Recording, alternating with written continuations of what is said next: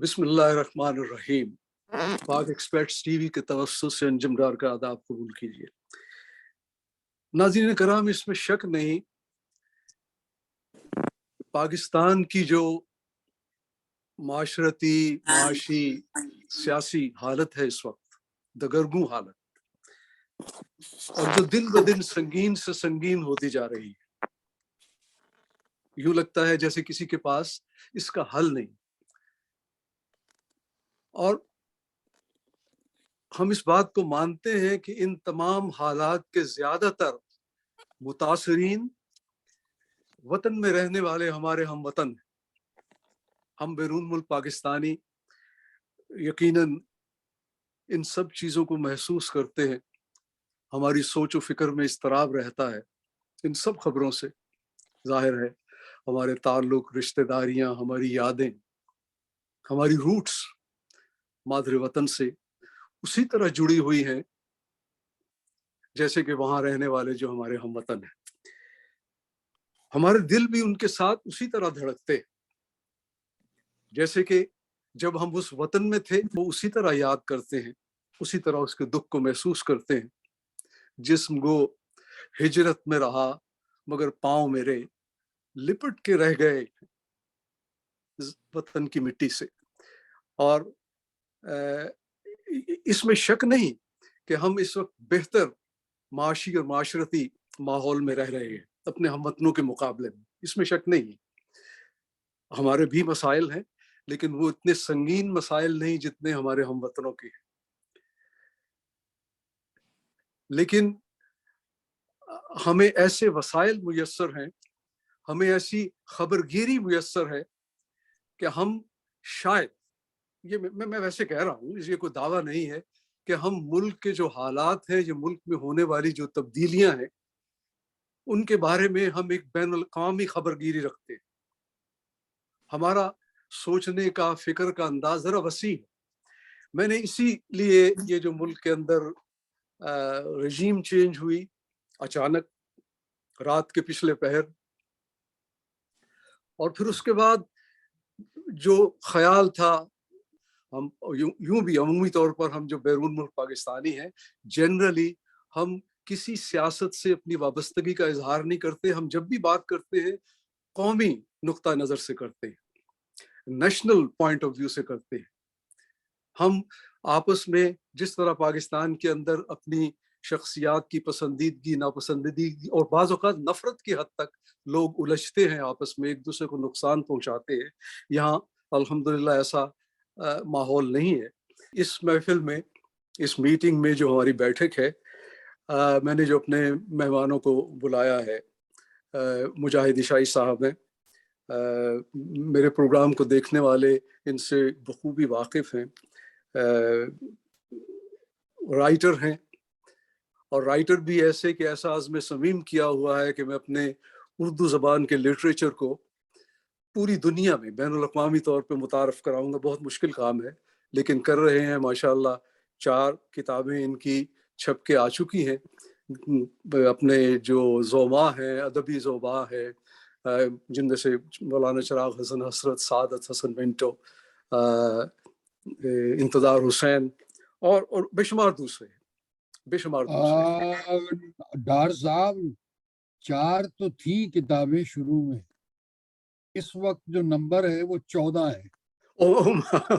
Sorry, शायद मैं कहता, लेकिन ये कि ये चूंकि क्योंकि ये 4 के अलावा वो 4 भी हैं, अमेज़न पे अवेलेबल हैं, और बाकी 10 भी।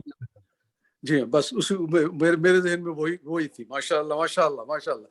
तो मुझे मज़ीद आपके तारुफ में कुछ कहने की ज़रूरत नहीं। वैसे आप प्रोफेशन के लिहाज से चार्टर्ड अकाउंटेंट हैं, और पाकिस्तान की जो चार्टर्ड अकाउंटेंट की एसोसिएशन थी, जो इंस्टीट्यूट है, उसके प्रेसिडेंट भी रहे। हमारे दूसरे मेहमान प्रोफेसर वहीद मिर्ज़ा साहब हैं, उनसे भी आप जानते होंगे। जो नहीं जानते, मैं थोड़ा तारुफ करा देता हूँ कि अपने वक्त के बेहतरीन मुकर्रर, सिर्फ अपने कॉलेज के ही नहीं बल्कि आल पाकिस्तान जो मुबाहिसे होते हैं उनमें भी मुख्तलिफ कॉलेजों में अपने गवर्नमेंट कॉलेज के लिए ये नाम पैदा करके आए, और عزت وہاں سے عزت افتخار کے ساتھ ٹرافیز اور انعام لے کے آئے. اور پھر ان کا شعبہ تدریس ہے. یہ اسی کالج میں کافی سال پڑھاتے بھی رہے ہیں. ماشاء اللہ قدر ہوں گے کہ یہ 2-3 ملکوں میں گئے ہیں. انہوں نے اپنی زندگی کا ایک حصہ سعودی عرب میں گزارا اور اس کے بعد یہ پھر امریکہ میں گئے اور وہاں کی مختلف تقریبات میں ان کو تقریر کے لیے بلایا جاتا تھا، ان کو اپنے خیالات کے اظہار کے لیے. آج یہ بھی ہیں. اور پھر میرے تیسرے مہمان جو ہیں وہ طارق نسیم صاحب ہیں. طارق نسیم صاحب وہ ایسے صحافی ہیں جو ایک آئیڈیالوجی کے طور پہ صحافت کے میدان میں آئے. یعنی اپنے کالج کے زمانے سے انہوں نے آئیڈیالوجیکلی فیصلہ کیا کہ میں صحافی بنوں گا. اور ماشاءاللہ انہوں نے کافی پاکستان میں گزاری زندگی، اور میں جانتا ہوں کہ سعودی عرب میں جب تھے پھر بھی یہ نوائے وقت سے وابستہ تھے. اور نوائے وقت کے مجید نظامی صاحب ان سے خاص محبت رکھتے تھے، اس لیے کہ انہوں نے کبھی اپنے قلم کو فروخت نہیں کیا، جو آج کا عام پیشہ ہے. عام صحافی جو ہیں جنرلائز، میں یہ نہیں کہوں گا کہ کم، بہت زیادہ صحافی جو ہیں انہوں نے اپنے قلم کو کاروبار کا ذریعہ بنایا ہے. لیکن طارق نسیم صاحب نے آج تک کسی ایسی چیز پہ سمجھوتا نہیں کیا جو یہ سمجھتے ہوں کہ نظریہ پاکستان یا پاکستان کے جو تحفظ کے جو تقاضے ہیں ان کے منافی انہوں نے کبھی اپنے قلم کو استعمال نہیں کیا، بلکہ ہمیشہ ایسے لوگوں کی انہوں نے مخالفت کی ہے اور ان کے بارے میں عوام کو آگاہ کرنے کی کوشش کی ہے. تو میں اپنے سب مہمانوں سے درخواست کروں گا، سب سے پہلے میں مجاہد عشائی صاحب سے درخواست کروں گا کہ آج کا موضوع جو ہے اس کو، ویسے تو میں نے بتا دیا تھا کہ رجیم چینج اور پاکستان کا ایٹامک ڈیٹرنس ہے، لیکن میں تھوڑی سی اس کی 1-2 جملے میں وضاحت کر دوں کہ پاکستان کے اندر حکومتیں تبدیل ہوتی ہیں اور سب جانتے ہیں کہ اسٹیبلشمنٹ اس میں حصے دار ہوتی ہے. بعض اوقات سیاستدان خود دعوت دیتے ہیں اسٹیبلشمنٹ کو. پاکستان کی تاریخ بتاتی ہے کہ فلاں کی حکومت کو تبدیل کر کے ہمیں لایا جائے، اور بعض اوقات اسٹیبلشمنٹ خود یہ سمجھتی ہے کہ اس حکومت کو ہمیں تبدیل کر کے دوسری حکومت کو لانا چاہیے. تو لہٰذا یہ پاکستان کا ایک سیاسی رواج ہے، یہ پاکستان کی ایک سیاسی روایت ہے. یہ کوئی فخر کی بات نہیں ہے، یہ ایک طرح سے ہم جمہوریت کی نفی کرتے ہیں، جبکہ دوسرے ملک جمہوریت پہ عمل کر کے ترقی کی راہ پہ گامزن ہیں. اور آج ہم اپنے ملک کی حالت کو دیکھتے ہیں اور اس کی وجوہات میں ایک وجہ شامل. لیکن ایک دوسری بات ہے بین الاقوامی پریشر. تو میں صرف آپ سے یہ درخواست کروں گا کہ آپ اپنا اظہار خیال آئی ایم شیور ہر قسم کی سیاسی وابستگی سے بالا تر ہو کے محض اور محض قومی نقطہ نظر کو سامنے رکھتے ہوئے یہ بتائیں گے کہ کیا پاکستان میں جو راتوں رات رجیم چینج ہوئی یہ پاکستان کی روایتی سیاسی اتھل پتھل ہے جو ہوتی ہے، جو 75 سالوں سے ہو رہی ہے، یا کہ کوئی بین الاقوامی ایجنڈے کے تحت یہ بروئے کار لائی گئی ہے. اور سب سے پہلے میں مجاہد عشائی صاحب آپ سے درخواست کروں گا کہ آپ اس موضوع پہ اپنا اظہار خیال کریں. ڈار صاحب اس میں سلسلے میں 2-4 باتیں کہوں گا. پہلی بات تو یہ ہے کہ جی جیسے آپ نے فرمایا یہ ہماری ایک عادت ہے کہ ہم ہر کچھ سال کے بعد کسی نہ کسی طریقے سے حکومت کی تبدیلی چاہتے ہیں. یہ ہم لوگوں کی عادت ہے. ہم سے کوئی حکومت جو ہے وہ زیادہ عرصے کے لیے ہم اس کو نہیں برداشت کر سکتے. اب مسئلہ حالات جو ہیں دنیا کے وہ تبدیل ہوتے رہتے ہیں اور وہ اس قدر تیزی سے تبدیل ہوتے ہیں کہ جس کا ہمارے جو بیچارے لیڈران ہیں ملک کے اندر سیاسی ان کو قطعی اندازہ نہیں ہوتا. اگر ان کو اندازہ ہوتا تو وہ اس سے سبق سیکھتے. مثال میں کس چیز کی دینا چاہتا ہوں کہ پاکستان تو بہت بعد کی بات ہے، آپ سارا نارتھ افریقہ دیکھ لیں، تمام مسلم ممالک دیکھ لیں، جہاں پہ کہ حالات کو اس طریقے سے تباہ و برباد کیا گیا، وہاں پہ حکومتیں چلتی ہوئی ان کو تباہ و برباد کیا گیا. پھر یہ وہاں کے لوگ نہیں کر رہے تھے، یہ وہاں کی اسٹیبلشمنٹ نہیں کر رہی تھی. یہ ایک ملک کی اسٹریٹجک پالیسی کا حصہ ہے، ریجیم چینج، جس کا مقصد ہے کہ اسلامی دنیا کے اندر کبھی اور کسی لحاظ سے ایسی حکومتیں نہیں ہونی چاہیے جو believe in themselves, work for themselves. کٹھ پتلی لوگ، آلٹرنیٹیوز ہر وقت ہر ملک میں مل جاتے ہیں. لوگوں میں انتشار پھیلانا، پرابلمز کریٹ کرنا، اکنامک پرابلمز کریٹ کرنا، یہ ان کا خاصہ ہے اور یہ ان کی اسٹریٹجی کے اندر شامل ہے، کیونکہ وہ ہیجمنی جو ہے اس سارے ایریا کے اندر وہ صرف اپنی یا اپنے جو بہت ہی قریبی الائز ہیں ان کی چاہتے ہیں.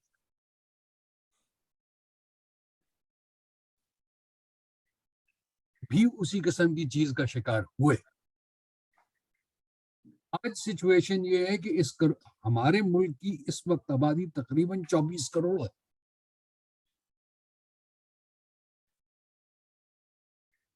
ان 24 کروڑ کے اندر تقریباً 70 سے 75-80% لوگ جو ہیں آج بھی ہنٹر لینڈ، گاؤں میں، رورل ایریاز وغیرہ میں رہتے ہیں. شہروں کی آبادی بہت ایک لمیٹڈ آبادی ہے. اربن ایشوز جو ہیں وہ بڑے عجیب و غریب، ان کا کوئی تعلق باقی ملک سے نہیں ہے. ہنٹرلینڈ میں جو لوگ رہتے ہیں، گاؤں میں جو لوگ رہتے ہیں، وہ تمام کے تمام خود کفیل ہیں. کیسے کہ جی جتنی زمین ہے اس پہ کاشت کر رہے ہیں، اور جب تک وہ کاشت کرتے رہیں گے وہ اپنے لیے کھانے پینے کا سامان مہیا کرتے رہیں گے. جس قدر بھی بڑی عام سی چیز ہے، ہمیشہ سے ہم سنتے ہیں کہ ہاں جی بیچارے لوگ وہ روٹی جو ہے وہ پیاز کے ساتھ کھاتے ہیں. تو بھائی کھاتے ہیں نا، کھاتے رہے ہیں، انہیں برگر کی عادت نہیں پڑی ابھی،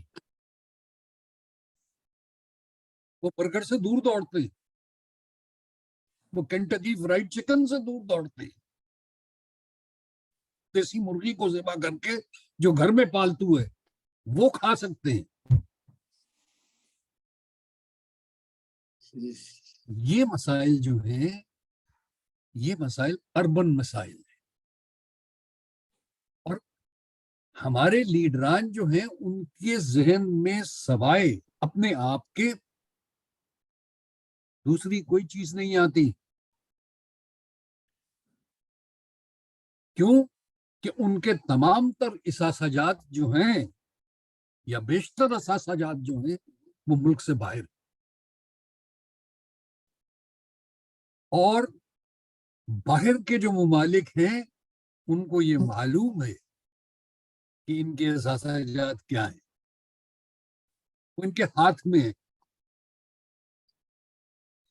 وہ جس وقت چاہیں ان کو جس طریقے سے استعمال کرنا چاہیں وہ استعمال کر سکتے ہیں. افسوس اس بات کا ہے کہ اگر اس سارے یہ جو بیشتر ہمارے سیاسی لیڈران ہیں ان سب کا یہی سلسلہ ہے، کوئی نئی ہوا چلی، کوئی نیا خیال آیا تو وہ وہی بات ہے کہ یار یہ کمپیوٹر کی آ گیا ہے، موبائل ٹیلی فون کی آ گیا ہے. ساڑی زندگی کیوں مصیبت پا چڑی ہے اسی اس طرح کرنا جس طرح کرتے رہے. تو یہ زمانہ تو تبدیل ہوگا, حالات تبدیل ہوں گے, میری نیت کیا ہے؟ میری نیت ملک کا مفاد ہے یا میری نیت اپنا مفاد ہے؟ جب میں اپنے آپ کے علاوہ کچھ نہیں دیکھتا تو میں نے ملک کے لیے کیا کرنا ہے؟ یہ ہمارا المیہ ہے, یہ ہمارا رونا ہے. باقی اسٹیبلشمنٹ کی بات ہے. اسٹیبلشمنٹ کون ہے؟ اسٹیبلشمنٹ بیوروکریسی کے اس وقت جو حالات ہیں, بیوروکریسی یا افواج پاکستان میں خاص طور پہ فوج, ملٹری, آرمی, سوری, باقی نیوی اور ایئر فورس کو چھوڑ گئے. جی ہاں, جی ہاں, اسے کبھی کسی نے کچھ نہیں پوچھا. جی, آرمی ہے.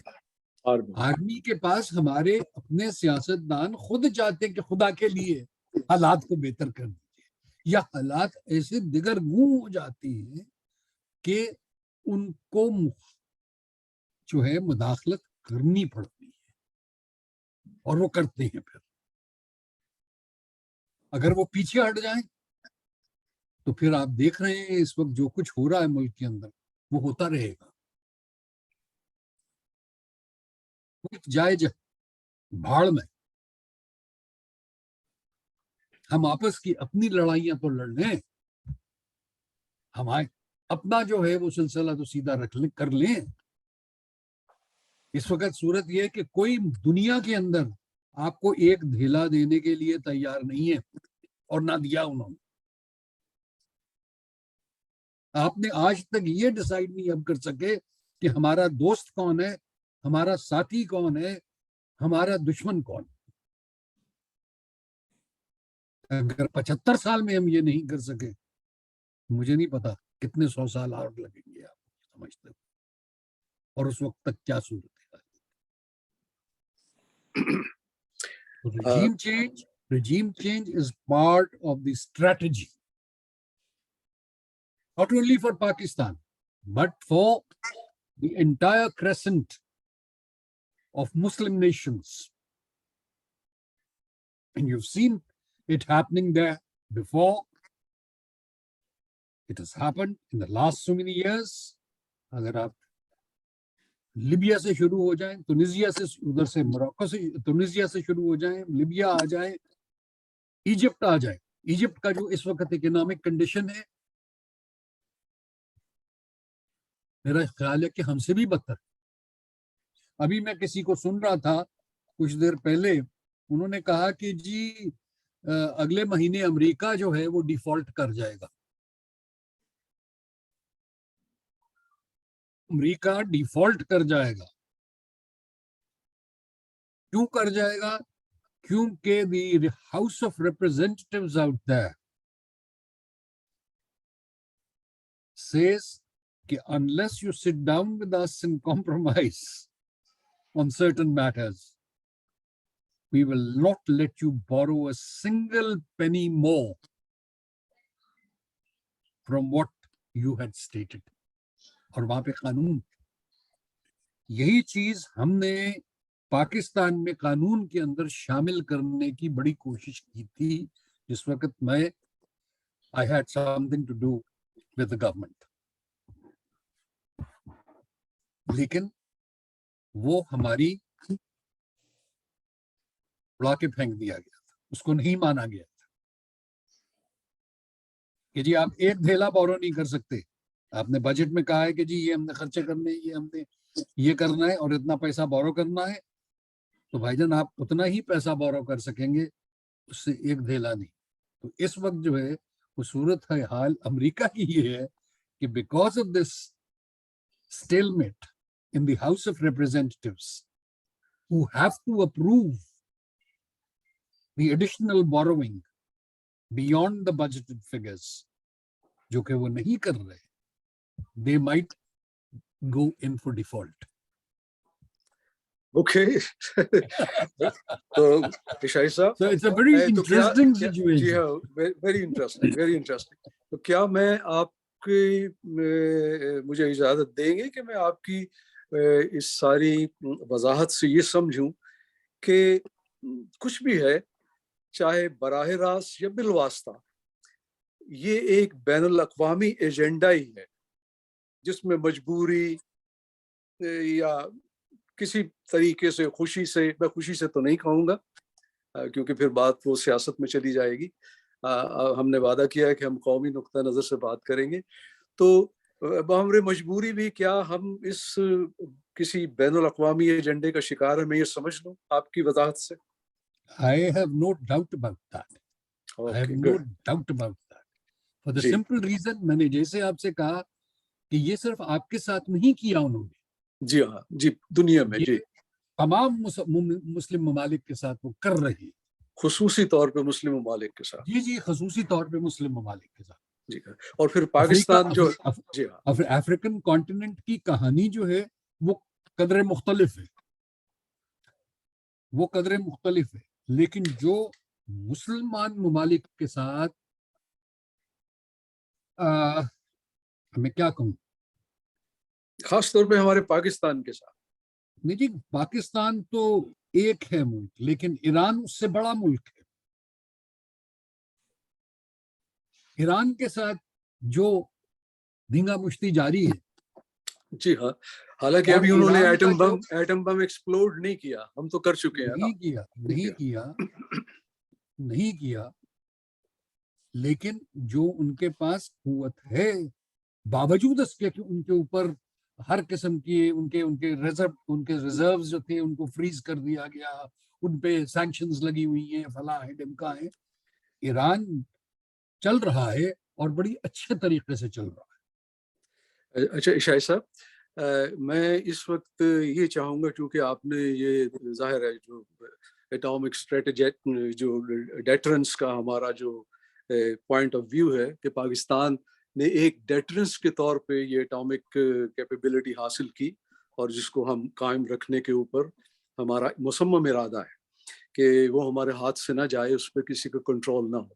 میں اس وقت اس سے پہلے کہ میں طارق نسیم صاحب ان کو دعوت دوں کہ وہ اپنا اظہار خیال کریں، میں آپ کو ایک چھوٹا سا تصویری بیان دکھانا چاہتا ہوں تاکہ یہ جو موضوع آج ہم ڈسکس کر رہے ہیں ذرا تھوڑا سا اور واضح ہو جائے، اور آپ اس کے لیے مجھے اجازت دیں گے 2-3 منٹ میں آپ سے لینا چاہتا ہوں اس تصویری بیان کو دکھانے کے لیے.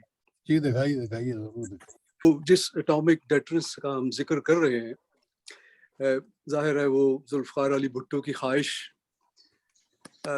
سے شروع ہوا، اور اس کے بعد پھر ضیاء الحق صاحب نے جہد مسلسل کی، اور بالآخر ڈاکٹر عبد القدیر خان محسن پاکستان جن کو ہم کہتے ہیں، ان کی کوششوں سے، ان کی محنت سے بالآخر ہم نے یہ چاغی بلوچستان میں اپنے ایٹامک کی 1998 میں ایکسپلوژن کر دی، اور یہ ہندوستان کی ایکسپلوژن کے جواب میں تھا. ہمارا ایٹامک ڈیٹرنس تیار ہو چکا تھا، لیکن ہم نے اس کو ایکسپلوڈ کرنے کا فیصلہ نہیں کیا جب تک کہ ہندوستان نے اپنے ایکسپلوژن کر کے ہمارے لیے دھمکیوں کا اور خوف کا ماحول پیدا کیا. لیکن اس کے بعد سے ریٹرک شروع ہوئی جو کتنے سالوں سے جاری ہے، جس میں یہ خاص طور پہ جو مودی صاحب ہیں جو کہتے ہیں کہ اپنے لوگوں کو اپنے جلسوں میں جب بھی ایک انتخاب کا وقت قریب آتا ہے وہ پاکستان کے خلاف جذبات انگیخت کر کے ووٹ لے کے اور حکومت بنانے کی کوشش کرتے ہیں، اور اب بھی ان کی یہی کوشش ہے. اس کے علاوہ اسرائیل کے نیتن یاہو، ان کے بیانات بھی آپ نے پڑھے ہوگے، وہ واضح طور پہ ببانگ دہل کہتے ہیں کہ ہمیں پاکستان کے جو ایٹامک بام ہے، پاکستان کی جو ایٹمی کیپیبلٹی ہے، ہم نے اس کو کسی نہ کسی طور ختم کرنا ہے. اور آپ کو پتا ہوگا کہ غالباً 1978 میں سری نگر سے ان کی اسرائیل اور ہندوستان کی آپس میں اشتراک سے ایک کوشش بھی کی گئی جس کو بے ناکام بنا دیا گیا. اب جو تازہ بیان آیا ہے جو بائیڈن کا، وہ آپ نے دیکھا ہوگا کہ وہ کتنا سنگین بیان تھا، کس قدر سیریس بیان تھا کہ انہوں نے بغیر کسی لگی لپٹی کے بالکل واضح طور پہ کہہ دیا کہ پاکستان دنیا کا، یہ بالکل حالیہ بات ہے، یعنی آج سے 2 مہینے پہلے، بالکل پاکستان کا خطرناک ترین ملک، ڈینجرس کنٹری وہ پاکستان ہے۔ ہم ان سے دوستی کے دعوے کرتے ہیں، ان سے دوستی کا ذکر کرتے ہیں اور امریکہ کو اپنا الہی قرار دیتے ہیں، لیکن ان کے پریزیڈنٹ جو بائیڈن، جو بظاہر ایک بہت سنجیدہ انسان، انہوں نے کہ نہایت غیر سنجیدہ بیان دیا، اور جو مشرف صاحب نے کہا تھا کہ اگر پاکستان کے اٹامک بانگ پہ سنیچ اینڈ گریب کی پالیسی کی گئی and this would lead to the world war third, یعنی اگر ہمارے اٹامک کو کسی زبردستی سے، دھونس دھمکی دھاندلی سے اس کو گریب کرنے کی کوشش کی تو دیکھیے دنیا تیسری جنگ عظیم کا شکار ہو جائے گی۔ یہ ریمارکس ہیں پریزیڈنٹ بائیڈن کے۔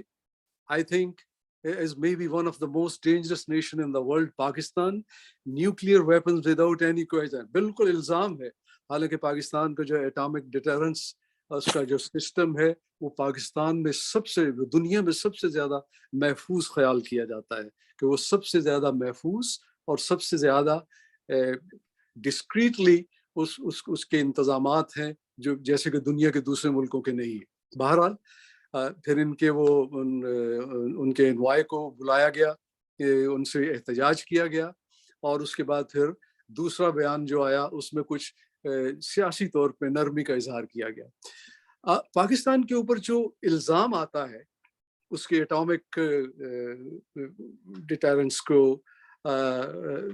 ختم کرنے کے لیے، کیپسائز کرنے کے لیے، بند کرنے کے لیے، اس میں سب سے بڑا الزام آتا ہے وہ جو نام نہاد اسلامسٹ ہیں، جو دراصل انہی ملکوں کے کنسورشیم کے فنڈ سے تنخواہیں لیتے ہیں، اسلحہ و بارود ان کو مہیا کیا جاتا ہے تاکہ پاکستان کو ہر وقت ڈی سٹیبلائز کیا جائے، معاشی طور پر برباد کیا جائے، ڈی سٹیبلائز کر کے آگ و خون کا کھیل کھیلا جائے، عوام کو ذہنی اور نفسیاتی طور پہ مفلوج کیا جائے تاکہ ایک دن پاکستان گھٹنے ٹیک دے اور وہ خود کہے کہ بھی ہم اپنے، اللہ نہ کرے کہ ہم اپنے اٹامک جو ہمارے ریسورسز ہیں، ہماری جو اٹامک ویلتھ ہے، ہم اس کو آپ کے حوالے کرنے کے لیے تیار ہیں، یوکرین کی طرح۔ یوکرین کی مثال ہمارے سامنے ہے۔ یہ دیکھیے یہ پروپیگنڈا ہوتا ہے، Islamic radical take charge of the century, اور ان کے پاس 165 جو ہیں وہ نیوکلیئر میزائل اور آرمز اور ایمونیشن، یہ پروپیگنڈا۔ بڑی بدقسمتی کی بات ہے، بہت بدقسمتی کی بات ہے کہ خود پچھلے گزشتہ سالوں میں، تقریباً 10 سالوں میں، ہمارے اپنے کچھ لوگوں نے اس سلسلے میں امریکہ کی یا دنیا کے دوسری ملکوں کی جو ہمارے اٹامک بوم سے خائف ہیں، انہوں نے ان کا ساتھ دیا۔ جن میں سے ایک یہ جنرل محمود درانی، میں اب ان کو دکھا رہا ہوں، اور یہ حسین حقانی صاحب ہیں، اور یہ حسین حقانی صاحب آپ دیکھ لیں، اور یہ ایک پرویز شہود بھائی ہیں، اور جنہوں نے اپنی زندگی سستی شہرت کے لیے، اور میں طارق نسیم صاحب سے درخواست کروں گا کہ جب وہ اظہار کریں اپنا، اس شخص کے بارے میں ضرور اس واقعے کا ذکر کریں جو کینیڈا میں ہوا، جب یہ کینیڈا میں آئے، اور انہوں نے اپنی پوری زندگی پاکستان کے عبد القدیر خان صاحب کی مخالفت میں، ذاتی پرسنل مخالفت میں، اور پوری دنیا میں انڈیا کے چینل کے اوپر، ہندوستان کے چینل کے اوپر پاکستان کی، پاکستانی فوج کی، پاکستان کے اٹامک اسٹریٹجی کی انہوں نے مخالفت کی، اور ہمارے کیس کو دنیا کی نظر میں کمزور کیا۔ یہ اور کتابیں لکھی گئی، یہ دیکھیے ڈینیل ایس مارکر کی کتاب ہے، اور اس میں آپ کو صرف ان کی پالیسی جو میں اس تناظر میں بات کر رہا ہوں، یہ جو رجیم چینج راتوں رات ہوئی ہے، اس میں بین الاقوامی ایجنڈا کار فرما ہے یا نہیں۔ یہ لکھتے ہیں We decided 72 years ago that Pakistan could not be allowed to develop and that Pakistan could not be allowed to lead the Islamic world. ابھی مجاہد عشائی صاحب نے یہی ذکر کیا کہ خاص طور پہ ان کی نظر ہے مسلم ممالک پہ اور کتنے مسلم ممالک کو برباد کر دیا، ان کی ثقافت، ان کی سویلائزیشن کو، ان کی تہذیب کو برباد کر دیا. اور اب چونکہ پاکستان وہ واحد ملک ہے جس کے پاس یہ ٹیکنالوجی ہے، اب ان کی نظر اس پہ ہے اور اس پروگرام کو وہ تیز تر کر رہے ہیں. اور پاکستان کے حالات اس طرح کے کر رہے ہیں کہ پاکستان آخر گھٹنے ٹیکنے پر اللہ نہ کرے مجبور ہو جائے اور وہ ہماری بات مانے. لیکن اب رجیم چینج کے بارے میں میں یہ سیاسی بات نہیں کر رہا، یہ ہم معروضی حالات بتا رہے ہیں جو پاکستان کے ہیں کہ جب یہ صاحب کی عمران خان کی حکومت تھی تو ان کا جرم ہی یہی ہوا، ورنہ ان کی حکومت چل رہی تھی، کسی کو کوئی اعتراض نہیں تھا. کہ جب انہوں نے کہا ایبسولوٹلی نہ، اس دن سے اس شخص کو خطرہ سمجھا گیا اور اس کو ہٹانے کا فیصلہ ہوا. اور جی ہاں، اور پھر ان لوگوں کو یہ جو 13-14 جماعتیں ہیں ان کے حوالے راتوں رات حکومت کر دی گئی جس کو رجیم چینج کا نام دیا گیا. کون ہے نام نہاد جو اسلامسٹ اپنے آپ کو کہتے ہیں، لیکن دراصل ان کی فنڈنگ اس کنسورشیم سے ہوتی ہے جو امریکہ، انڈیا، اسرائیل، بدقسمتی سے ہمارے 2 اسلامی ممالک بھی شامل ہیں. ان کی تنخواہوں سے، ان کے ریسورسز سے یہ فنڈ آتے ہیں. اور یہ لوگ یہ دراصل یہ 100 بندے یہ سانحہ جو ہوا اور 200 بندے زخمی اور 100 بندے، یہ پاکستان کے اندر مجموعی طور پر ایک دہشت پھیلانے کے لیے. معاشی حالات تو خراب ہیں لیکن دیکھو ہم تمہاری جانیں بھی محفوظ نہیں ہے. مسجدوں میں ہم ایک لمحے میں آپ کے سینکڑوں لوگوں کو مار سکتے ہیں. کہ میں یہ آپ کو بتاؤں.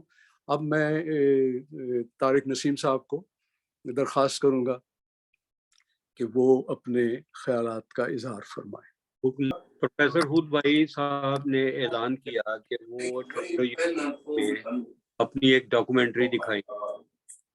ہم بڑے خوش ہوئے کہ پاکستان سے ایک ماہر تعلیم یہاں کینیڈا میں آ کر اپنی کوئی ڈاکومنٹری دکھانا چاہ رہے. تو ہم نے اس وقت میں ریڈیو کارواں جو ہر روز نشر ہوا کرتا تھا اور بڑے اس کی لسنرشپ تھی، کئی دن تک میں اعلان کرتا رہا کہ پروفیسر ہود بھائی صاحب تشریف لا رہے ہیں تو اسے ہمیں زیادہ سے زیادہ شرکت کرنی چاہیے. ہم آل دی وے نیاگرا فال سے گئے اور اس میں ہمارے پاکستان کے کچھ ڈپلومیٹ بھی تھے. لیکن ہمیں یہ جان کر حیرت ہوئی کہ جو ہال ٹورنٹو یونیورسٹی کا تھا اس میں پاکستانیوں سے زیادہ انڈین بھرے ہوئے تھے. اور اس وقت کے انڈین ڈپلومیٹ جو تھے وہ سب کے سب موجود تھے. ہم نے کہا بھائی ان کی بڑی محبت ہے پاکستان کے لیے کہ یہ پاکستانی ماہر تعلیم کا لیکچر سننے کے لیے آئے ہوئے. اور میں آئی کٹ اٹ ان شارٹ کہ جس انہوں نے اپنی جو ڈاکومنٹری دکھانی شروع کی تو وہ ڈاکومنٹری کا موضوع یہ تھا کہ پاکستان کشمیر میں کس طرح سے دہشت گردی کروا رہا ہے.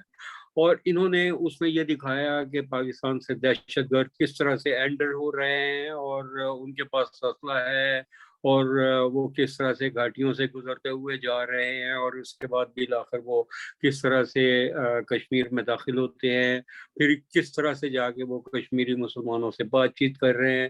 یعنی یہ اس قسم کی ایک گھٹیا ان کی مہم تھی کہ جو یہ ثابت کرنا چاہتے تھے کہ پاکستان کشمیر میں دہشت گردی کر رہا ہے. میں پھر واپس آتا ہوں اپنے اس مکالمہ کی جانب پہ جو اس فلم کے بعد ہوا. انہوں نے پاکستان کے جو نائب قونصل جنرل تھے انہوں نے مجھ سے کہا کہ جی آپ ان سے پوچھیں کہ تو پھر پاکستان میں دہشت گردی کون کروا رہا ہے. میں نے کہا حضور آپ یہاں موجود ہیں، آپ ان سے پوچھیں، آپ مجھے کیوں آگے کر رہے ہیں. میں نے تو جو کچھ ان سے پوچھنا ہے میں اس کے جس وقت ابھی یہ باہر ہال میں تشریف لائیں گے تو میں ان سے بات کروں گا. تو بہرحال وہ تو بڑے خاموش شبہ تھے، وہ انہوں نے کچھ نہیں کہا. اور لیکن وہ ہماری بات چیت سننے کے لیے وہاں موجود رہے. جب یہ پروفیسر صاحب ہال میں آئے میں نے ان سے اس مووی کے بارے میں پوچھا. میں نے کہا آپ مجھے صرف یہ بتا دیں کہ دہشت گرد پاکستان کی سرحد پار کر کے انڈیا میں داخل ہو رہے تھے، آپ اس کی فلم بندی کیسے کر رہے تھے؟ آپ کو آپ کیمرہ لے کر ان ساتھ تھے، ان کو آگے سے دکھا رہے ہیں یہ دیکھیں جی یہ اسلحہ ان کے پاس ہے، یہ اسلحہ لے کر آگے جا رہے ہیں، آپ ان کے ساتھ ساتھ کیسے چل رہے تھے؟ اور اس کے بعد جس وقت وہ کشمیر کے حدود میں داخل ہو گئے، شہریوں سے بات کر رہے ہیں، ان کو اکسا رہے ہیں، وہ سارا منظر آپ کیسے فلم بند کر رہے ہیں؟ آپ مجھے یہ بتا دیں کہ اس سلسلے میں آپ کی ہیلپ کس نے کی؟ مجھے یہ لگتا ہے کہ یہ آپ نے جو فلم دکھائی ہے لوگوں کو گمراہ کرنے کے لیے ایک جعلی ہے. آپ نے جعلی قسم کے دہشت گرد کشمیر کے ان علاقوں میں ادھر جی ادھر ہاں گھومتے ہوئے دکھائے, اور یہ ظاہر ہی بات ہے کہ یہ فلم انڈیا میں بنی ہوئی ہے, آپ اس کا کریڈٹ لے رہے ہیں. اچھا یہ بڑے سیخپا ہوئے, آپ یہاں ریڈیو چلاتے ہیں؟ میں نے کہا جی بالکل چلاتے ہیں. آپ اخبار بھی نکالتے ہیں؟ میں نے کہا جی بالکل اخبار بھی نکالتے ہیں. اب آپ مجھے یہ کہہ دیں کہ وہ ریڈیو انڈیا اس کو اسپانسر کرتا ہے, یا تو میرے ریڈیو اور اخبار جو ہے وہ تو اپنے منہ سے بولتے ہیں کہ ہم پاکستانی ہیں.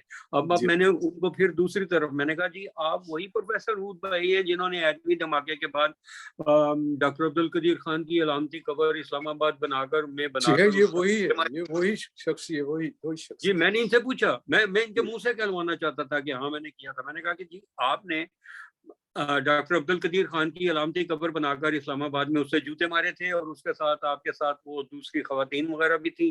ہاں جی میں نے مارے. میں نے کہا جی آپ مجھے یہ بتائیے کہ آپ کو پروفیسر عبدالقدیر سے کیا مخاصمت ہے, آپ ان کے اتنا خلاف کیوں ہیں؟ اچھا اب انہوں نے یہ کہا وہ کوئی سائنسدان تھوڑی ہے, وہ تو لوہار ہے. اب ان کے الفاظ سنیے کہ وہ کوئی سائنسدان تھوڑی ہے, وہ تو لوہار ہے.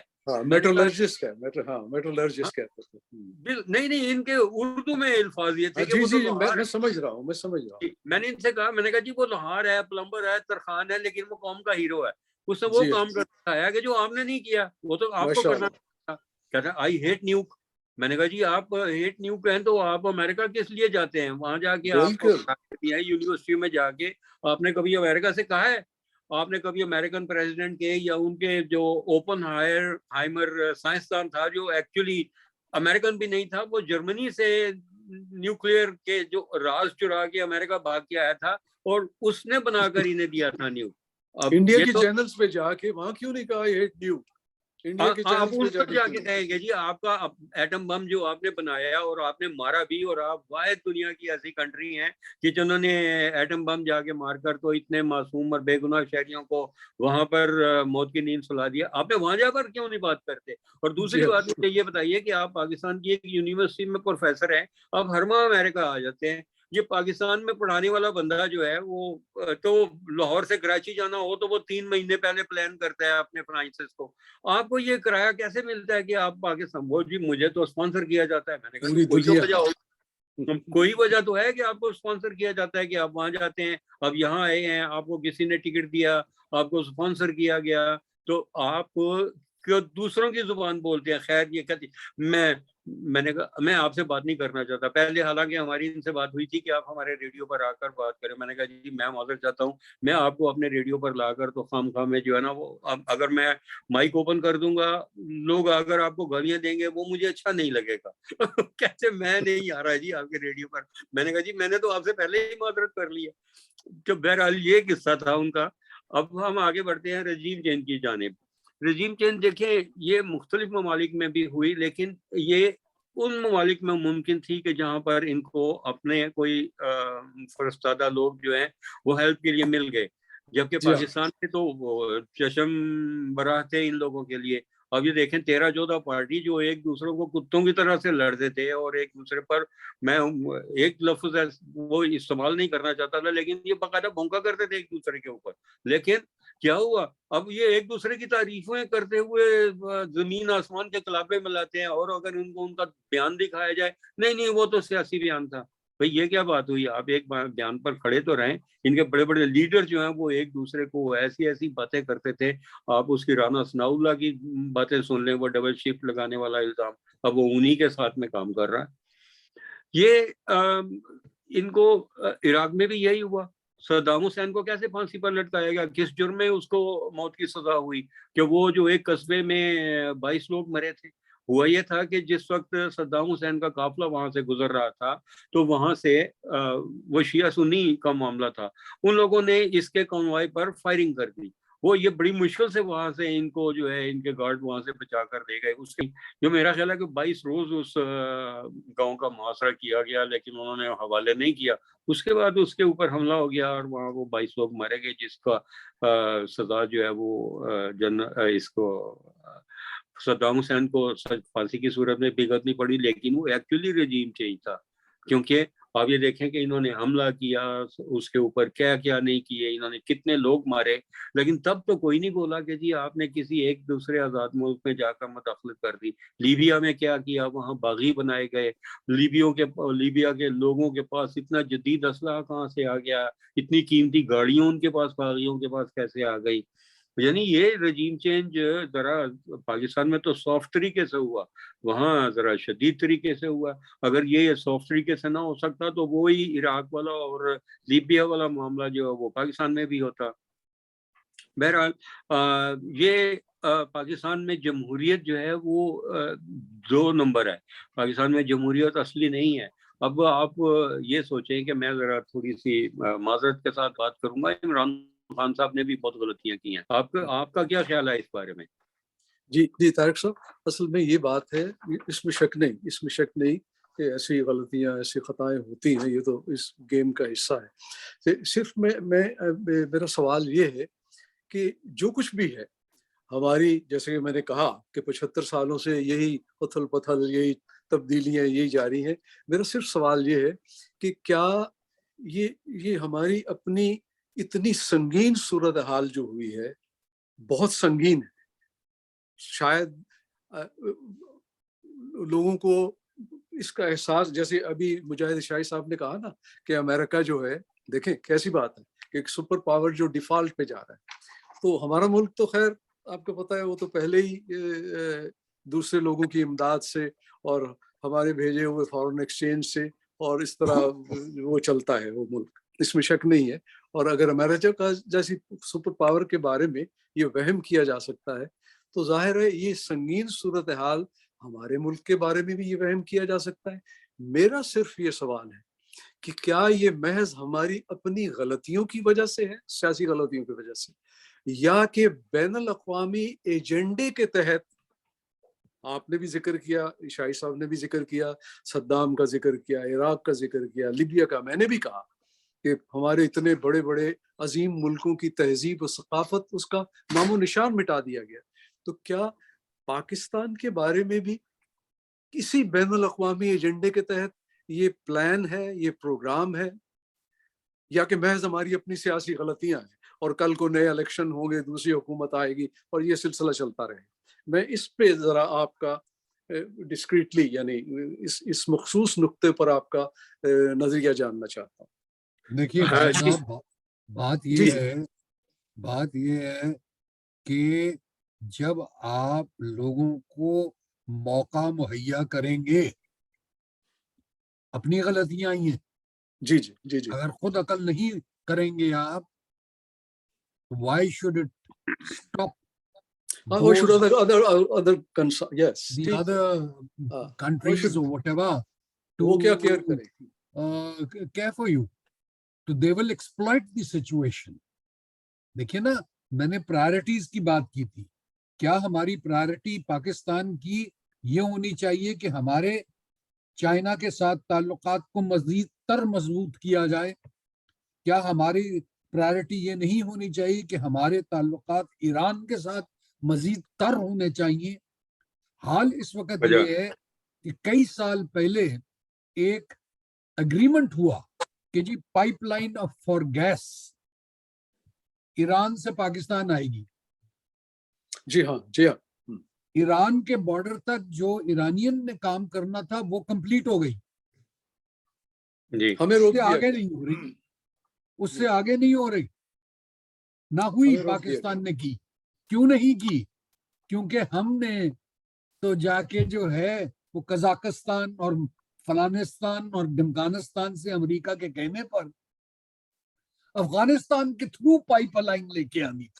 جی ہاں، یعنی اس سے مذاق خیز بات میرے لیے کوئی نہیں۔ بھائی جو سامنے نظر سیدھی سی پائپ لائن آ رہی ہے، تم اس میں کیوں نہیں جاتے؟ جی وہ ایران کے خلاف سینکشنز لگا دی ہیں امریکہ نے۔ بھائی امریکہ میرے مامے کا پتر ہے۔ جی ایک ایسا ملک لگاتا رہے۔ جی ہاں میرے اس کے ساتھ تعلقات ہیں۔ روس جی سینکشنز لگ گئی ہیں ان کے اوپر، امریکہ نے روس نے کہا جی لگاتے رہے آپ۔ بھائی جان جس کو تیل چاہیے نا لے لے میرے سے آ کے, ورنہ یہ گیس کا پائپ لائن جو ہے یہ بند. اور لے رہے ہیں لوگ, اور ساری دنیا لے رہی ہے, ساری دنیا لے لے رہا ہے. رہی ہے. Not only that, Russia said you will buy it and you will pay us in rubles, not in dollars. We don't want them. چین کہتا ہے یوان کے اندر میرے ساتھ کاروبار کرو, یوان کے اندر کاروبار کرو, not in dollars. And Mujahid Shai, not ہم political. بہت امیر لوگ ہیں, Yeah. پاکستان بڑا امیر ملک ہے, وہ صرف ڈالر میں ہی سوتا ہے, جاگتا ہے اور دیکھتا ہے اور کام کرنا چاہتا ہے. With Mujahid, it's not political really. As I told that یہ we'll پولیٹیکل talk, بات نہیں ہے, these are we'll the talk hard national facts and of human. life. Yeah. This تو is یہ these are the hard facts. جی ہاں, regime change سے پہلے کی حکومت کا یہی قصور تھا کہ نہیں انہوں نے رشیا سے روبل میں دیکھیے بزنس بات کرنے کی یہ ہے, کوشش کی, قصور, اور we چائنا are کے not ساتھ جو talking of this government or that because we are not into, I'm not interested in politics. What I'm telling you is in the 75 years that we've been in existence, we have repeatedly done the same thing. We have not done, یہ 3.5 سال عمران خان کی حکومت تھی, میں کہتا ہوں جتنا کام اس حکومت کے اندر, غلطیاں انہوں نے بے تحاشا کی, طارق نسیم از رائٹ, بہت غلطیاں کی, لیکن سر ہیلتھ فیسلٹی دینا عوام کو, یار جی ہاں 10 لاکھ روپیہ فی خاندان, وجہ بالکل, ایسا پوری کام پوری قوم کے لیے, پوری قوم کے لیے, یہ نہیں کہ اچھا اب آپ آگے سنیے, یہ تو انہوں نے کہہ دیا, پنجاب نے بھی کر دیا, کے پی کی ایم اے نے بھی کر دیا, گلگت بلتستان میں بھی ہو گیا, کہاں نہیں ہوا, سندھ میں نہیں ہوا. جی ہمیں اتنی دلچسپی ہے عوام کے ساتھ کہ جو عوام کے لیے فیسلٹی دی گئی. ابھی یہ کیئر ٹیکر صاحب آئے ہیں یہاں پہ پنجاب کے اندر, اخبار میں میں کل میں پڑھ رہا تھا کہ وہ پھر ہیلتھ فیسلٹی بند کر دی کیئر ٹیکر صاحب نے, جن کی اتھارٹی نہیں ہے, وہ تو ارے بھائی تم الیکشن کرانے آئے ہو, تمہاری اتھارٹی نہیں ہے, has no constitutional powers. All he can do is to give the date for the election and get it done. That's it. دیکھیے وہ کیا کر رہے ہیں, کہیں کیا کر رہے ہیں, کہیں کیا کر رہے ہیں. I mean, it's anyhow, Tariq صاحب ذرا آپ, میں واپس آپ کے اس سوال کی جانب آتا ہوں. جی پلیز اس کے تاکہ پھر اس پروگرام کا ہم آپ یہ دیکھیے کہ وہ کہتے ہیں نا کہ پاسباں مل گئے کعبے کو صنم خانے سے, بس پاکستان میں یہی ہوا کہ رجیم چینج کے لیے ان کو وہاں سے گدھے مل گئے, یا میول جن کو بولتے ہیں کہ جس کے اوپر جو وہ سمگلنگ ہوتی ہے, وہ سارے ان کو مقامی طور پر مل گئے. یہ رجیم چینج کے لیے آگے پیچھے کا زور لگا رہے ہیں شمالی کوریا کے لیے. کیوں نہیں ہو سکا وہاں؟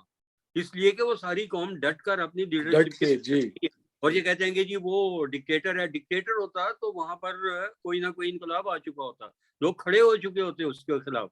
لیکن وہ جیسے انہوں نے ان کے اوپر سینکشن لگائی, ان کو اس قوم نے اپنی جو وہ انفرادیت تھی اس کو برقرار رکھا. ان کو معلوم تھا کہ اگر ہم ان کے زیر نگوں چلے گئے تو یہ ہمیں معاشی طور پر تو قتل کر ہی رہے ہیں, یہ ہمیں اور زیادہ جو ہے وہ پریشان کریں گے. اور وہ جیسے بھوکے ننگے جس طرح ابھی جس حال میں بھی جی رہے ہیں, وہ ایٹ لیسٹ اپنی ان کی عزت نفس ہے اس کو بحال رکھ کے تو وہ تو جی رہے ہیں. لیکن ان کے اندر جو آ گئے, آپ یہ دیکھیے کہ یہ تائیوان کو انہوں نے کیسے اپنے پنجوں کے نیچے دبایا ہوا ہے. ان کو ہانگ کانگ یہ کیوں واپس نہیں دینا چاہتے تھے چائنا کو؟ کیونکہ یہ چاہتے ہیں کہ جہاں جہاں پر بھی ہے یہ ان کا تسلط رہے. اور پاکستان میں بھی صرف یہی صورتحال ہوئی. اگر یہ رجیم چینج, وہ جیسے کہتے تھے نا شہید ارشد شریف کہ رجیم چینج اور سائفر ایک حقیقت تھا, حقیقت ہے اور حقیقت رہے گی. اور وہ سائفر حقیقت تھا, یہ ہوا. اور یہ سب اس کے تو دستاویزی ثبوت موجود ہیں. اور آپ یہ دیکھیے کہ یہ جو زیادہ حاجی نمازی بنتے ہیں, یہ ان لوگوں نے جس رجیم چینج کی رات اس کی ویڈیوز وائرل ہوئی تھی کہ سب بیٹھے ہوئے شراب پی رہے تھے, انکلوڈنگ شہباز شریف جو زیادہ بڑا حاجی ہے.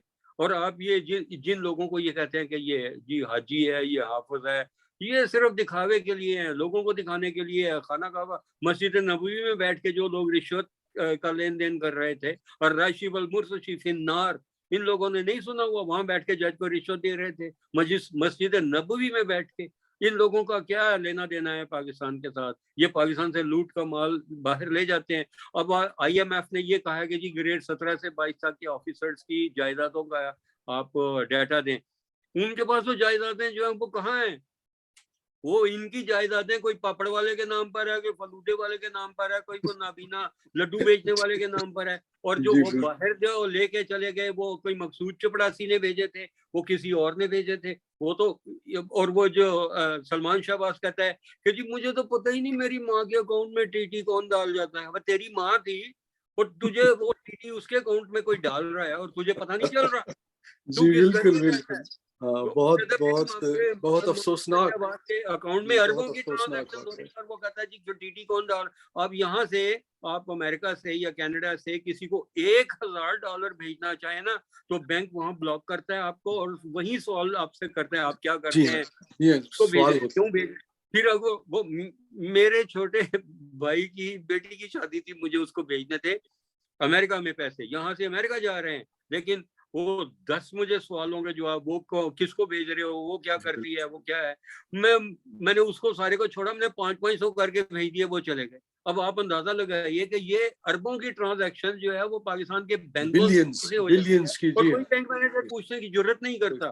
یہ حکومت میں آتے ہیں، بینکوں سے اربوں کے قرضے لیے اور ان کو معاف کروا لیے۔ یہاں آپ $5000 کا ایک کریڈٹ کارڈ مار لیں تو اس کے بعد آپ کو نہ مارگیج ملے گی، آپ بلاک ہو جائیں گے، آپ کا کریڈٹ جو ہے وہ زمین کے اندر دفن ہو جائے گا۔ وہاں یہ لوگ جو ہیں وہ پھر کتنے اربوں کے انہوں نے قبضے معاف کروائے ہیں، وہ اگر یہ قرضے واپس کر دیں جتنا یہ بیرون ملک مار کے لے گئے ہیں وہ پاکستان کے اندر لے آئیں، تو یہ جو رجیم چینج ہوئی ہے اور اس کے بعد جو پاکستان کی معاشی بدحالی کے یہ لوگ ذمہ دار ہیں، وہ سارا تماشا ختم ہو جائے گا، پاکستان بالکل دوبارہ پھر سے اپنے پاؤں پر کھڑا ہو جائے گا۔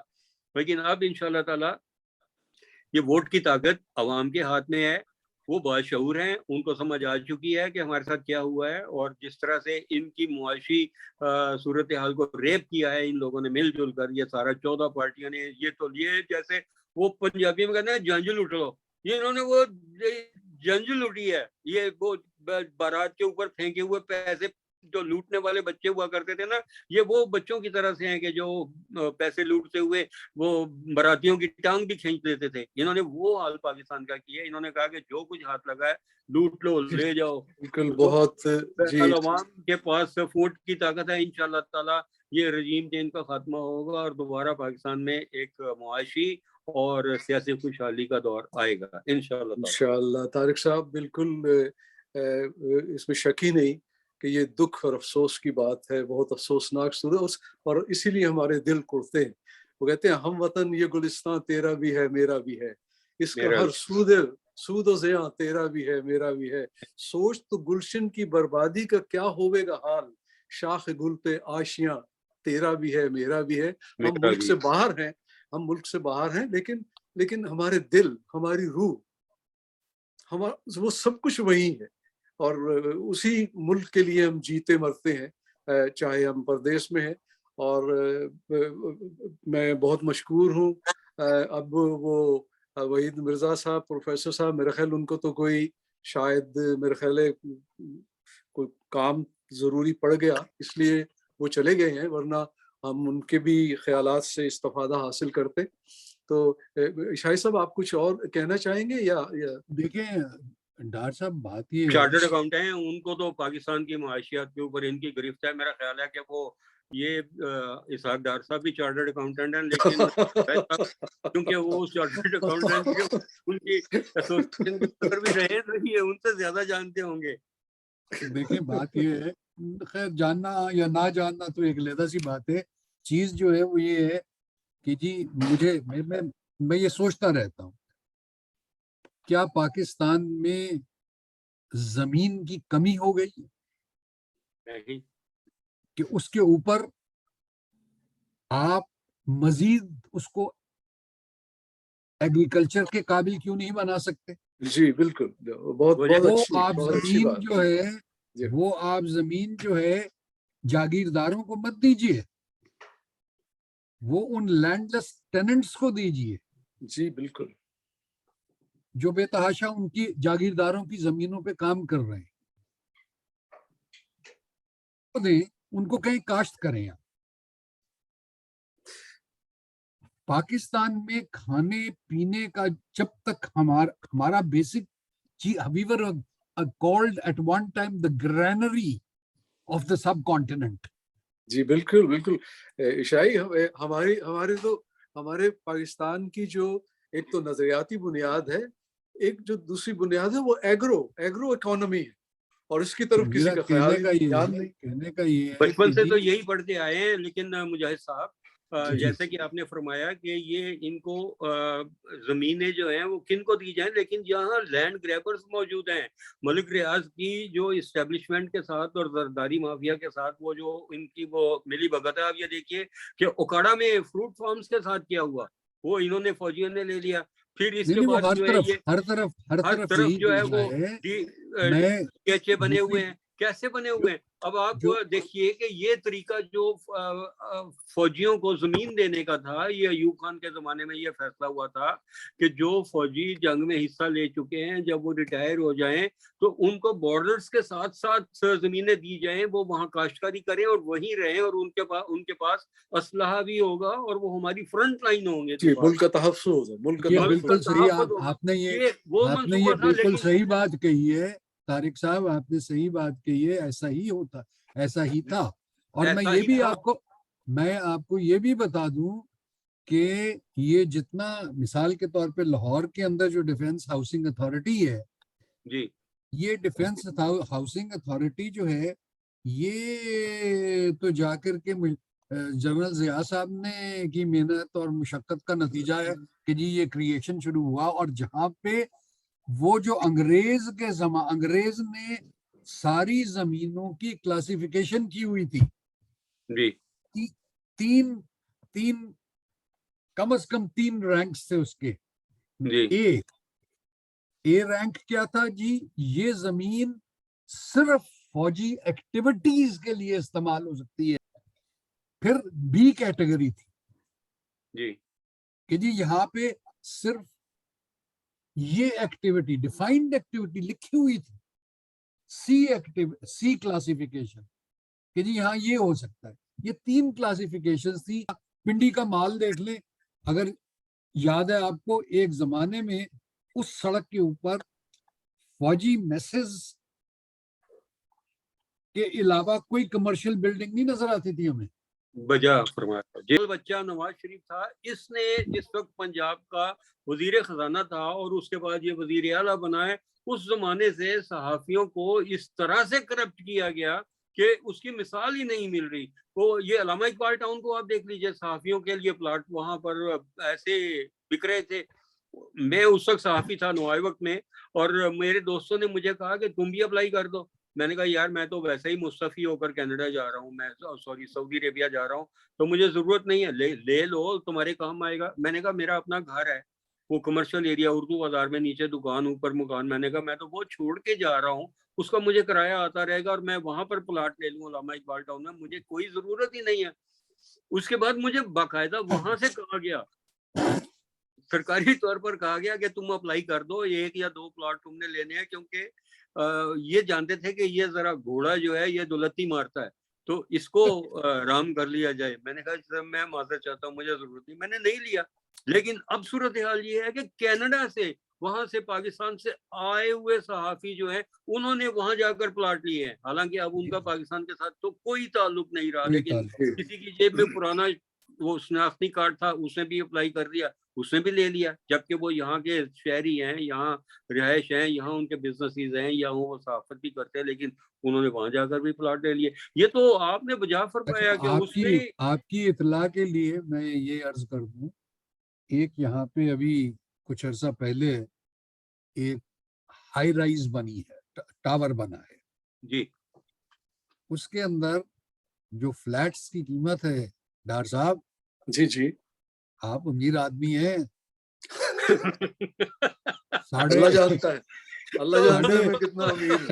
اللہ کی ذات جانتی ہے. کافی ایماندار ہو تو امیر نہیں ہو. 350 اسکوائر فٹ سے لے کے 4,500 اسکوائر فٹ تک کا کے فلیٹس جو ہیں ان کی قیمت صرف 10.5 سے لے کے 14.5 کروڑ روپے تک ہے. اللہ اللہ. اچھا واہ. اللہ وہ تو اور پینٹ ہاؤس خریدار موجود ہیں اور ماشاءاللہ خریدار موجود ہیں.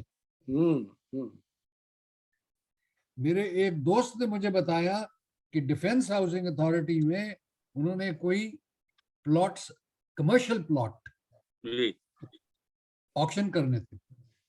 ہم. انہوں نے اناؤنس کیا کہ جی یہ آکشن ہوں گے.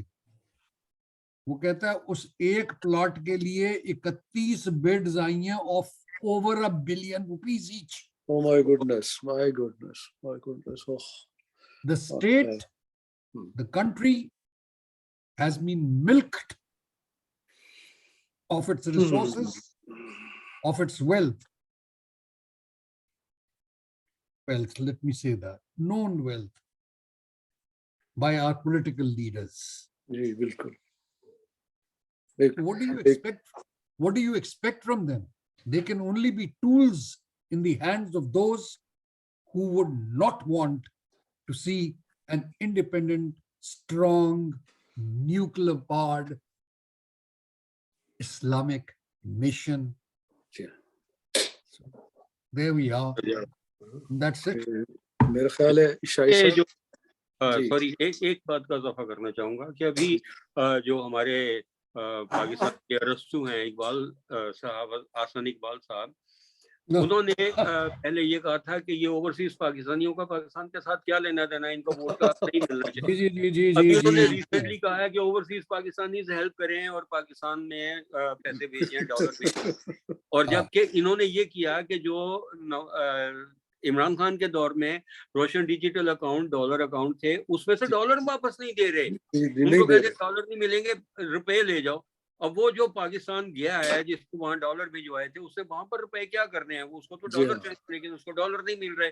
اب یہ اس کے بعد پھر یہ دوسرے لوگ بھی ان کے یہی بول رہے ہیں کہ جی اوورسیز پاکستانی ڈالر بھیجیں. بھائی کیوں بھیجیں؟ اور وہ کہتے ہیں بطور امداد بھیج دو، صدقہ خیرات بھیج دو. یہ ان کے الفاظ سے. اور میں یہ سن کر حیران رہ گیا کہ جو ہم نے قرض اتارو ملک سنوارو فراڈ میں نواز شریف کے دور میں، جب اس نے جدہ میں آ کر پاکستانیوں سے کہا تھا کہ قرض اتارو ملک سنوارو، میں اسکیم شروع کر رہا ہوں، تو آپ اس کے لیے جو ہے وہ سارے پاکستانی مل کر مدد کریں. میری والدہ ان دنوں میں حج کرنے مکہ مکرمہ تشریف لائی ہوئی تھی.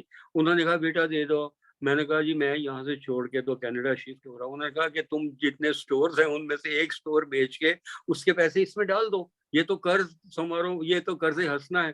آپ یقین کیجئے کہ میں نے اپنی لیبر سے بھی پیسے جمع کر کے نا تو وہ اس میں بھجوا دیے کہ جی یہ اس میں ڈال دو. وہ سارے لوگ روتے رہے کہ جی ہمارے تو پیسے ہی واپس نہیں ملے. کہتے ہیں اسٹیٹ بینک میں وہ اکاؤنٹ کھولا. میں اسٹیٹ بینک میں جا کے کہا، وہ کہتے ہیں جی اس نام کا تو یہاں پر اکاؤنٹ ہے ہی نہیں، آپ وہ بھول جائیں. وہ پیسے تو جو ہے وہ آپ کے گئے، وہ تو نواز شریف صاحب لے گئے. وہ اسٹیٹ بینک والے کہہ رہے ہیں وہ تو لے گئے. اب پھر وہی کہہ رہے ہیں کہ جی اوورسیز پاکستانی پہ آ کے پیسے بھیج دیں. وہ ہم کہاں سے بھیج دیں بھائی؟ جو تم لوٹ کا مال جو باہر لے گئے ہو وہ واپس لے آؤ. پاکستان کے سارے قرضے اتر جائیں گے. ساری جو ہماری معاشی مشکلات ہیں ان کا واحد حل تو یہی ہے کہ یہ واپس لے آئیں. طارق صاحب آپ کی یہ بات سن کے میں خواہ شرمندہ ہو رہا ہوں، کیونکہ میں نے بھی بڑی بھرپور مہم چلائی تھی، قرض اتارو ملک سنوارو. کاش کہ مجھے علم ہوتا کہ یہ ذکر ہوگا تو میں آپ کو وہ تصویریں شیئر کرتا. اور آپ کو یاد ہے یہ وہ وقت ہے کہ جب جس آپ نے یہ ڈالر کو ضبط کر کے اور پاکستانی روپے میں لوگوں کو پیسے دینے کا روشن اکاؤنٹ جو ہے ذکر کیا ہے نا، اس وقت بھی آپ کو یقیناً یاد ہوگا کہ سب سے بڑی منی لانڈرنگ پاکستانی لوگوں کے جمع کیے ہوئے ڈالر اکاؤنٹس میں اس وقت ہوئی تھی. وہ نواز شریف کے دور میں بی سی سی آئی کو جو بند کیا گیا تھا وہ یہ اسی لیے کیا گیا تھا. بی سی سی آئی وہ بینک تھا کہ جو سی آئی اے کی جو ڈرگ سے آنے افغانستان سے یہ خود اسمگلنگ کرواتے تھے ڈرگس کی, اور اس کی جو منی لانڈرنگ تھی وہ BCCI کرواتا تھا, اس وجہ سے اس کو بند کر دیا گیا. لیکن پاکستان میں BCCI کی برانچ کو نواز شریف نے بند کرنے سے انکار کر دیا, کیونکہ یہ اس کے اپنے پیسے اس کے ذریعے سے جی باہر سارے پیسے اس میں, جی سارے ڈالر اس میں. BCCI سے جو آخر وہ لوگوں کے جو روپوں میں پیسے تھے وہ نکلوا لیے گئے, اور اس کے بعد اس کے ڈالر جو ہیں وہ باہر چلے گئے. BCCI پاکستان میں بھی بند ہو گیا. بہرحال طارق صاحب بات یہ ہے کہ دسو اپنا ٹھڈ کنا کہ ننگا کریے, یہ باتیں تو ختم ہونے میں نہیں کبھی ہے. ختم نہیں ہوں گی. جی ہے, بالکل نہیں ہے. تو میرا خیال ہے ہم کسی اگلی میٹنگ پہ یہ رکھیں گے, یہ معلومات بھی پہنچنی چاہیے, اور خاص طور پہ کوئی پیٹوں جگر کو میں. جی جی. اور میرا خیال ہے کہ آپ مجاہد شاہی صاحب اور طارق نسیم صاحب کے یہ جو آخری نوٹس ہیں, میں انہی پہ اس پروگرام کا اختتام کرنا چاہوں گا. اور دعا ہی کر سکتے ہیں, خدمت تو کرتے ہیں, وہ بتانے والی نہیں ہے, جو ہم اپنے ملک کی کرتے ہیں اور کرتے رہیں گے انشاءاللہ. لیکن یہ ہے کہ دعا کرتے ہیں کہ وہ قاسمی صاحب کا وہ ماشاءاللہ وہ دعا مجھے بہت پسند ہے. میں تو کہتا ہوں کہ اس کو قومی دعا قرار دیا جائے. خدا کرے کہ میری عرض پاک پہ اترے وہ فصل گل جسے اندیشہ زوال نہ ہو. آمین. جی, اور بہت شکریہ آپ کا شاہد صاحب, طارق صاحب بہت شکریہ, اور وحید مرزا صاحب کا بھی بہت شکریہ. جتنا وہ وقت دے سکے انہوں نے دیا, اور انشاءاللہ پھر ملاقات ہوگی. اس تک کے اجازت دیجیے, اور ہم اپنے انہی 2 نعروں کے ساتھ پروگرام کا اختتام کریں گے. قائد اعظم زندہ باد, پاکستان پائندہ باد. آئندہ باد. خدا حافظ. بہت شکریہ آپ کا. خدا حافظ. اللہ حافظ.